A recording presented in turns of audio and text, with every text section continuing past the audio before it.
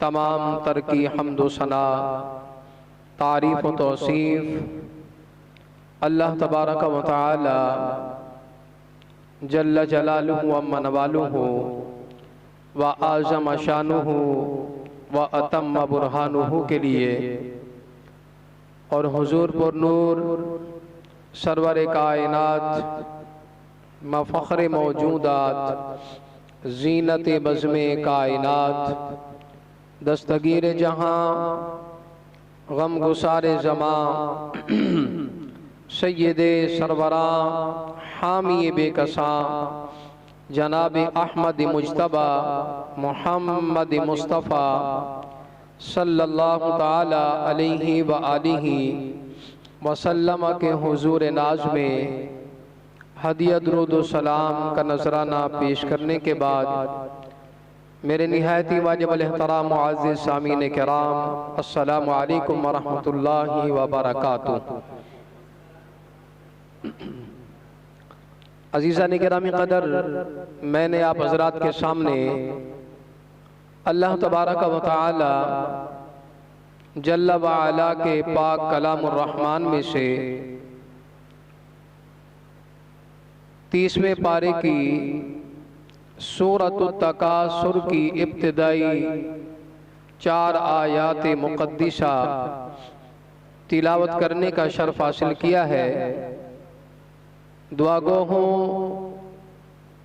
खालिक़ इल्म यज़ल की बारगाह में रब्बुल आलमीन इन आयात बय्यनात की रोशनी में मेरी ज़बान पर कालिमतुल हक़ जारी फरमाए और हम सबको हक़ सुनकर अमल पैरा होने की तौफ़ीक़ अता फरमाए। अज़ीज़ान गिरामी क़दर, आज हमारी गुफ्तगू का उन्वान आलम बरज़ख़ क़ुरआन व हदीस की रोशनी में।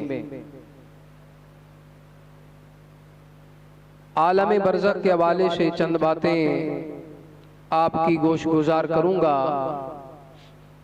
रब्बे लम यज़ल हम सबको क़ुरआन व सुन्नत का फ़हम अता फरमाए और दीन इस्लाम के मुताबिक ज़िंदगियाँ बसर करने की तौफ़ीक़ अता फरमाए।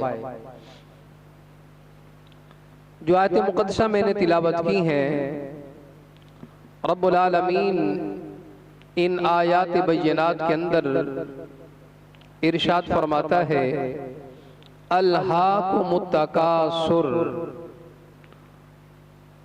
तुम लोगों को माल की ज़ियादती ने, माल की हिर्स ने और फ़ख्र ने गाफिल कर दिया। अल्हाकुमुत तकासुर, माल दौलत की हिर्स और फ़ख्र ने तुम्हें गाफिल कर दिया।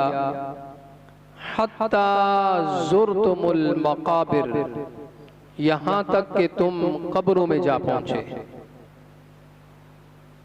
कल्ला सौफ़ तअलमून, फरमाया कि बहुत जल्दी, यानी कब्रों में जाते ही तुम्हें मालूम हो जाएगा, तुम जान लोगे, बहुत जल्दी तुम जान लोगे।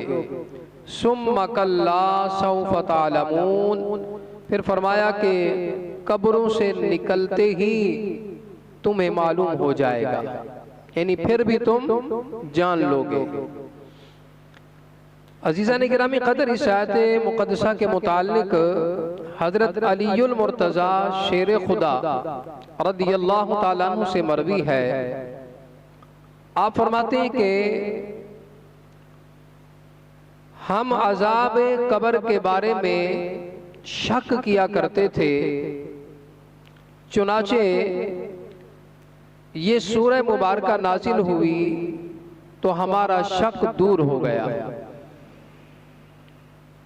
अल्लाह तबारक व तआला ने जब इस सूरह मुबारका का नुज़ूल फरमाया तो अलीयुल मुर्तज़ा शेर खुदा दामाद रसूल फरमाते हैं, जो पहले हम अजाब कब्र के हवाले से शक में थे कि पता नहीं अजाब कब्र होगा या नहीं होगा, यानी कोई कन्फर्म बात उन तक नहीं थी, तो कहते हम शक किया करते थे। तो अल्लाह तबारक व तआला ने जब इस सूरह मुबारका का नुज़ूल फरमाया तो हमारा शक दूर हो गया और हम जान गए कि यकीनन जो है आलम बरज़ख है, आलम बरज़ख में जाना है और फिर वहां अज़ाब कब्र भी बरहक है। अल्लामा कुर्तबी रहमतुल्लाह ताला अलैह आप फरमाते हैं कि इस पर ईमान लाना वाजिब है और इसकी तस्दीक करना ये जरूरी है। यानी इस बात पर ईमान रखना वाजिब है कि आलम बरज़ख बरहक है। इन आयात पर ईमान रखना बहुत जरूरी है। अब इन आयात में क्या बयान हो रहा है? अल्लाह ने फरमाया कि अल्हाकुमुत तकासुर, तुम्हें मालो मता की हिर्स ने गाफिल कर दिया, इतना गाफिल कर दिया कि तुम दुनिया के बन के रह गए।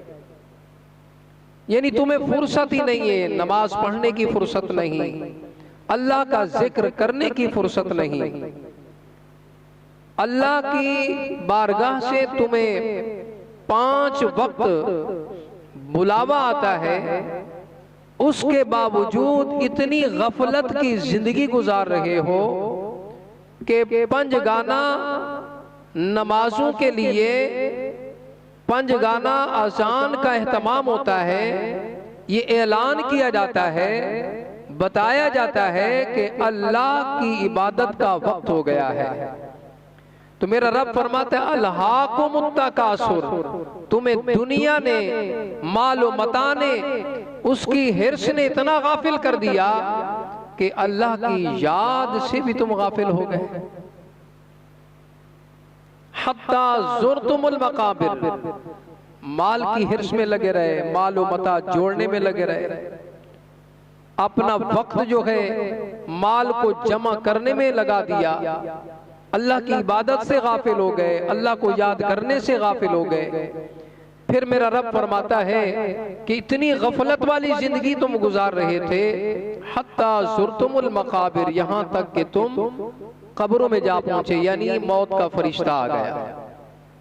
मौत का फरिश्ता आया, उसने रूह को कब्ज कर लिया और फिर आप कब्रों में जा पहुंचे।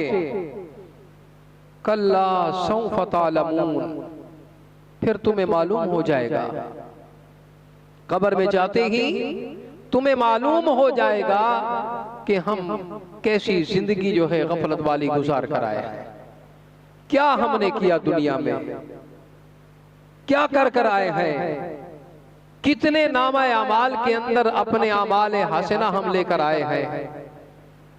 तो कल्ला सौफ तालमून, कब्र में जाते ही तुम्हें मालूम हो जाएगा। सुम्मा कल्ला सौफ तालमून, फिर फरमाया कि जब कब्र से दोबारा तुम उठाए जाओगे ना, मैदान महशर लगेगा, मीजान का अमल होगा, मैदान महशर में जब जमा किए जाओगे, नामा अमाल तुम्हारा सामने होगा, उस वक्त भी तुम्हें मालूम हो जाएगा कि क्या करके आए हो, आखिरत के लिए क्या छोड़ा है। दुनिया में गफलत की जिंदगी गुजारने वालों, कब्र में जाते ही तुम्हें मालूम होगा कि हमने दुनिया की जिंदगी किस अंदाज से गुजारी, कैसे हमने गफलत में जो है इसको गवा दिया। फिर जब उठाए जाएंगे, मैदान महशर लगेगा, तो वहां भी पता चलेगा। तो अब कल्ला सौफ तालमून से मुराद आलम बरज़ख है, सुम्मा कल्ला सौफ तालमून से मुराद जो है उलमाए किराम ने बयान फरमाया कि वो आलम आखिरत है। अब जो हम जिंदगी गुजार रहे हैं ये आलम दुनिया है, ये दुनिया है, यहां जिंदगी गुजार रहे हैं।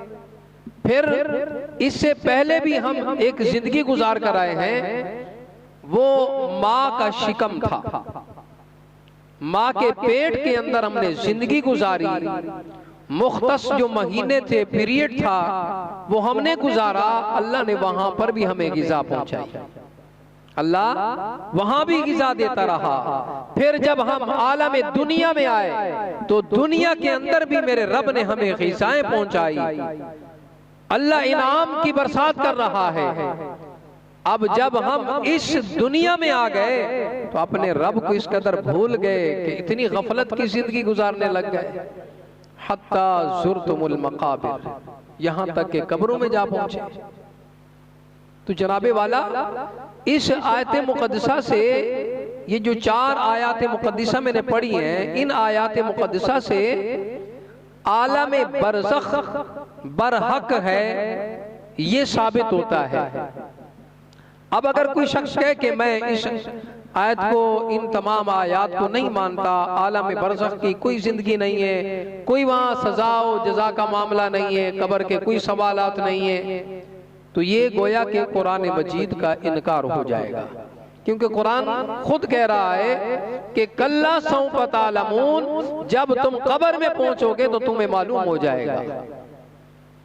अब यहां से मुराद जो है आलम बरज़ख है। अब अल्लामा कुर्तुबी रहमतुल्लाह अलैह फरमाते हैं कि इन आयात पर ईमान रखना वाजिब है, यानी आलम बरज़ख को मानना, ईमान रखना, इस पर ये वाजिब है। और इस बात की तस्दीक करना जरूरी है कि हाँ आलम बरज़ख भी है, उसकी भी जिंदगी है, और फिर आलम आखिरत भी है, उस पर भी ईमान रखना है। तो जनाबे वाला, इस सूरह मुबारका की इन आयात से पता चला कि आलम बरज़ख जो है वो बरहक है। हजरत इब्ने अब्बास रजी अल्लाह ताला अन्हु से मनकूल है कि अल्लाह ताला ने जो ये मुकर्रर फरमाया है कि अन करीब तुम जान लोगे, इससे मुराद 2 अजाब है। हजरत इब्ने अब्बास फरमाते हैं कि अन करीब तुम जान लोगे, यानी कल्ला सौफ तालमून, अन करीब तुम जान लोगे, सुम्मा कल्ला सौफ तालमून, फिर तुम अन करीब जान लोगे। तो फरमाया कि हजरत इब्ने अब्बास कहते हैं इनसे मुराद 2 अजाब हैं, एक है अजाब कब्र और दूसरा है अजाब आखिरत, जहन्नम का अजाब। एक और मकाम पर अल्लाह तबारक व तआला ने कुरान मजीद बुरहान रशीद के अंदर इरशाद फरमाया, सूरह ताहा है, आयत नंबर 124 है। फरमाया व अन अअरद अन ज़िक्री फ़इन्न लहू मईशतन दन्का व नहशुरुहु यौमल क़ियामति अअमा। जो शख्स मेरी नसीहत से रूह गिरदानी करेगा तो उसकी जिंदगी तंग होगी और हम उसको कयामत के दिन अंधा करके उठाएंगे।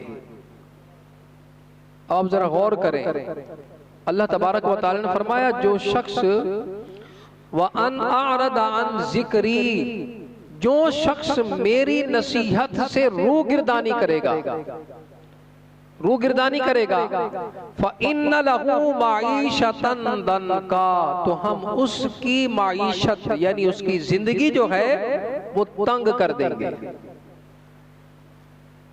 अब आप जरा गौर करें, आज परेशानियां हैं, मसाइब व आलाम का सामना है। आज हम जरा गौर व फिक्र करें ना, अपना मुहासबा करें कि हम अल्लाह की कितनी फर्माबरदारी कर रहे हैं। अल्लाह तबारक व तआला ने नसीहत फरमाई, हुक्म दिया व अकीमुस्सलाता, नमाज कायम करो। ईमान से बताएं, हम 5 वक्त की नमाज बाजमात पाबंदी के साथ अदा करते हैं?